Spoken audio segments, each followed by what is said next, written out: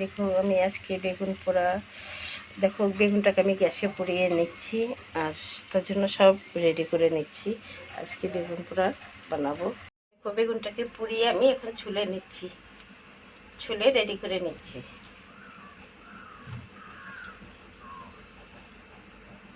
দেখো বেগুনটাকে আমি পুড়িয়ে একদম পরিষ্কার করে নিয়েছি। দেখো এখন দেখছি এর ভিতরে পোকা আছে কিনা, তো দেখে নিচ্ছি। দেখো বেগুনটা খুব সুন্দর, পোকা নেই, একদম খুব সুন্দর। এখন হয়ে গেছে, দেখো রেডি বেগুন আমার। এখন কড়াই বসিয়ে দিয়েছি, কড়াই বসিয়ে দেখো তেল দিয়ে দিচ্ছি। এখন আমি এর মধ্যে একটা শুকনো লঙ্কা, একটুখানি কারি পাতা, পেঁয়াজটা,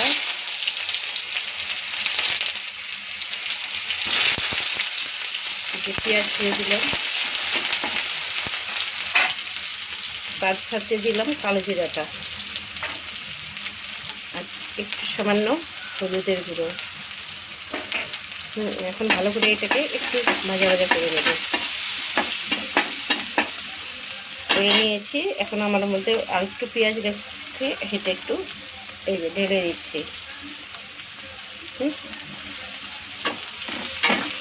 একটু ভালো করে নেড়ে নেব। এর মধ্যে স্বাদ অনুসারে লবণটা ঢেলে দেব। ঢেলে দেওয়ার পরে হাফ চা চামচ আদা পেস্ট দিয়ে দেব। ঝাল যেরকম খাও, আমরা একটু ঝালটা বেশি খাই বলে 1 চা চামচ লঙ্কা পাউডার দিয়ে দিলাম। লঙ্কা পেস্ট করে নিয়েছি আজকে, পেস্টটা ছেড়ে দিলাম। একটু ভাজা ভাজা করবো। দেখুন খুব সুন্দর ভাজা ভাজা হয়ে গেছে। এখন আমি টমেটো কেটে রেখেছি, টমেটোটা ছেড়ে দেবো।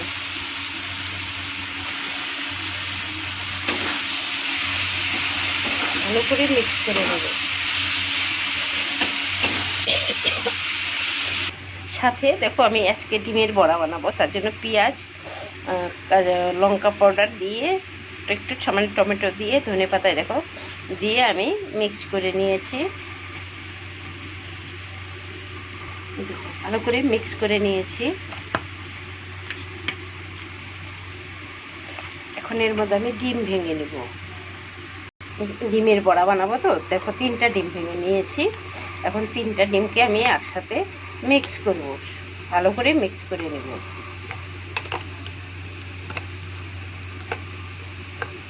মিক্স করে নিয়ে দেখো ভালো করে মিক্স করে নিলাম। এখন ওর মধ্যে আমি 1 চা চামচ চালের গুঁড়ো মিক্স করব আর 1 চা চামচ সুজি দিব। কেন এটা ডিমের বড়াও হবে তো, সেজন্য এটা দিলে খেতে দুর্দান্ত স্বাদ হয়। তো এর মধ্যে আমি 1 চা চামচ সুজি দিয়ে দিলাম। এখন আমি এটাকে ভালো করে মিক্স করব।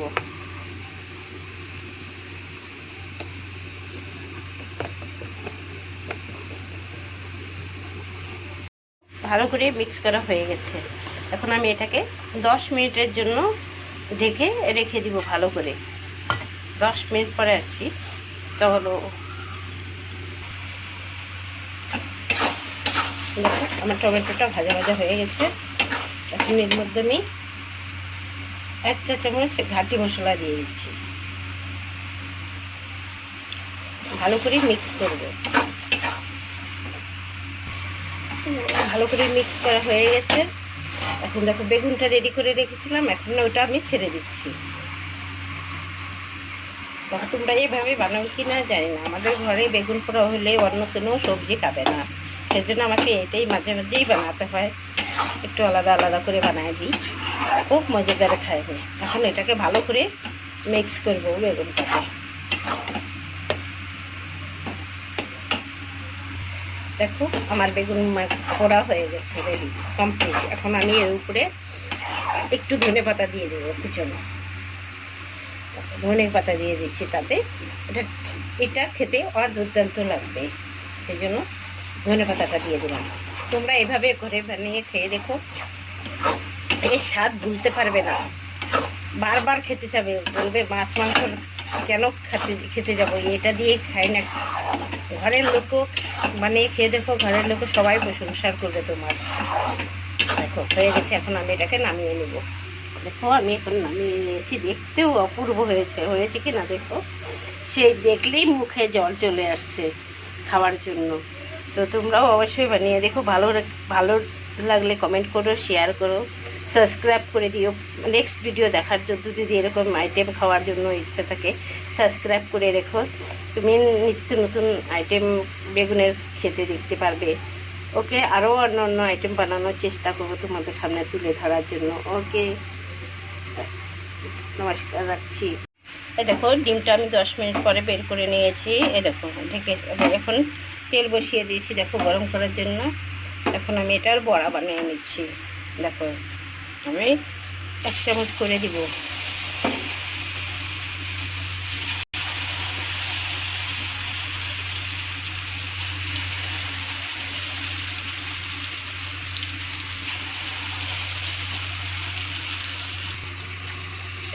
দেখো এখন ডিমের বড়াগুলো আমি কমপ্লিট করে নিয়েছি। দেখো খেতেও দুর্দান্ত স্বাদ হয়েছে ডিমের বড়া। আর দেখো ডিমের পোচ আছে, ডিমের মামলেট আছে, ডিমের বড়া আছে।